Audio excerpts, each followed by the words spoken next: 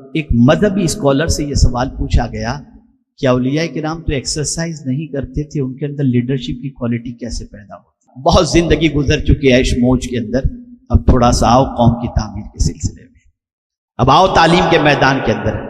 ذرا ایک بچے کی فیس دے کر کے اس بچے کو اٹھا کر کے دیکھو، تاکہ وہ بچہ آگے چل کر کے پوری فیملی کا کفالت کرنے والا بن جائے، راستے میں ہاتھ گاڑی چلانے والا نہ ہو۔ میں ان کی بھی قدر کرتا ہوں جو محنت سے کماتے ہیں، میں ان کو حقارت کی نظر سے نہیں دیکھتا، لیکن ایجوکیشن بے پناہ ضروری ہے، اور ایجوکیشن کے ساتھ انوائرمنٹ ضروری۔ حضور صلی اللہ علیہ وسلم صرف معلم یعنی ٹیچر بن کر کے تشریف نہیں لائے تھے، بلکہ حضور صلی اللہ علیہ وسلم کیریکٹر کو کمپلیٹ کرنے کے لیے تشریف لائے تھے۔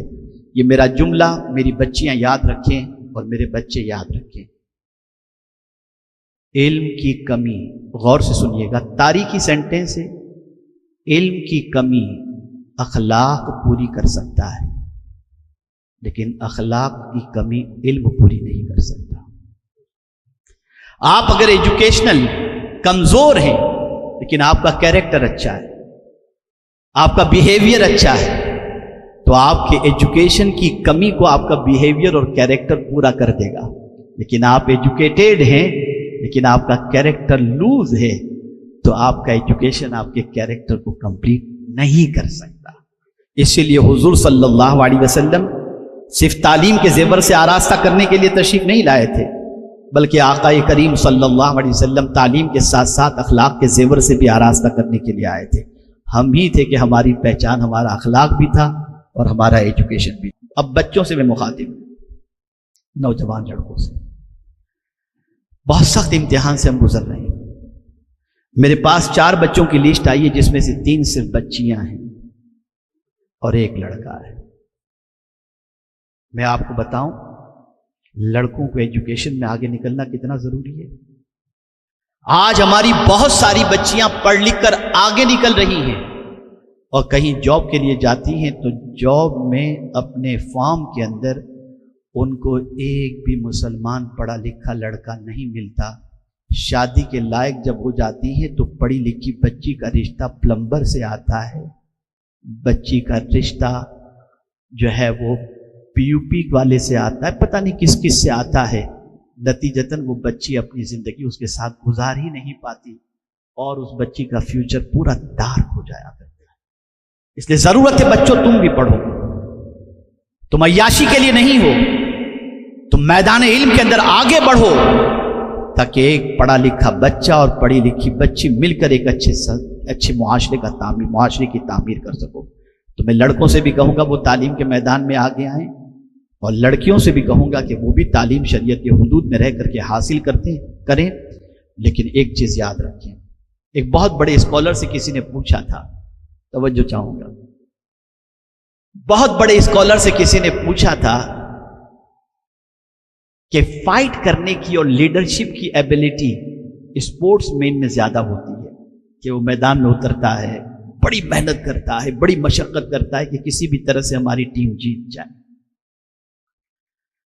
سوال یہ پیدا ہوتا ہے کہ اس کے اندر یہ کوالٹی جو آتی ہے، کم کھانے کی وجہ سے، ایکسرسائز کی وجہ سے، اتنی ایکسرسائز کرتے ہیں، اور ان کی خوراک میں بہت سارے انڈین کی ٹیم کے جو ہے وہ کرکٹر جو ہیں ان سے میرے روابط رہے ہیں۔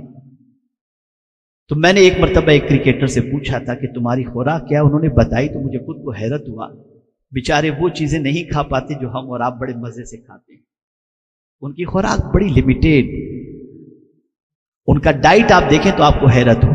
سوال یہ پیدا ہوتا ہے کہ وہ اسپورٹس مین پسینہ بہاتا ہے، رات و دن محنت کرتا ہے، بھاگتا ہے، دوڑتا ہے، تب اس میں یہ ایبیلٹی پیدا ہوتی ہے۔ لیکن اب ایک مذہبی اسکالر سے یہ سوال پوچھا گیا کہ اولیاء کرام تو ایکسرسائز نہیں کرتے تھے، ان کے اندر لیڈرشپ کی کوالٹی کیسے پیدا ہوتی ہے؟ کیسے پیدا؟ بڑا زبردست جواب دیا انہوں نے، کہا ان کے جیسی ایکسرسائز تو اسپورٹس مین بھی نہیں کرتا تھا، اس لیے کہ نماز سے بڑھ کر کے ایکسرسائز کون سی دوسری ہو سکتی ہے؟ وہ اتنی رکعتیں پڑھتے تھے کہ ایک رات میں ہزار رکعتیں پڑھتے تھے، جس کی وجہ سے ان کو اتنی طاقت مل جاتی تھی جس کی کوئی انتہا نہیں۔ نماز طاقت عطا کرتی ہے، پوری کوششوں کے باوجود، پوری محنت و مشقت کے باوجود، ایجوکیشن کے سلسلے میں آگے بڑھنے کے باوجود، نماز کا وقت ہو تو کبھی نماز مت چھوڑنا۔ اور ایک چیز کی خاص نصیحت کروں گا، شرمندگی محسوس مت کرنا، میں پڑھا لکھا ہوں، میں نماز پڑھوں گا تو دنیا کیا کہے گی۔ بڑی معذرت کے ساتھ وہ بچہ جو پہلے 8 کے اندر ہوتا ہے، 9 کے اندر ہوتا ہے، 10 میں پہنچتا ہے تو صف اول میں ہوتا ہے، اور اس پہ پرسنٹیج آگے 12 میں پہنچا تو تیسری صف میں آ گیا، اور جب اس کے پاس بڑی ڈگری آ گئی تو اب گھر ہی میں نماز پڑھتا ہے اور 2 رکعت پڑھنے جمعہ کی آ جاتا ہے۔ رشتہ ٹوٹ گیا اس میں۔ پہلے نماز پڑھتا تھا اس لیے تاکہ ڈگری مل جائے، کچھ پرسنٹیج آ جائے، اب ڈگری مل گئی تو نماز چھوڑ دیا، اب کیا ضرورت ہے؟ معاذ اللہ من ذالک۔ چینج کرو اپنی سوچ کو۔ حضور صلی اللہ علیہ وسلم سے بڑا کوئی دنیا میں ایجوکیٹڈ انسان پیدا نہیں ہوا، لیکن سرکار صلی اللہ علیہ وسلم فرماتے میری طبیعت بے چین ہوتی، میں نماز پڑھ لیتا، مجھے اللہ سکون عطا کر دیتا۔ آپ اس طرف توجہ دیں۔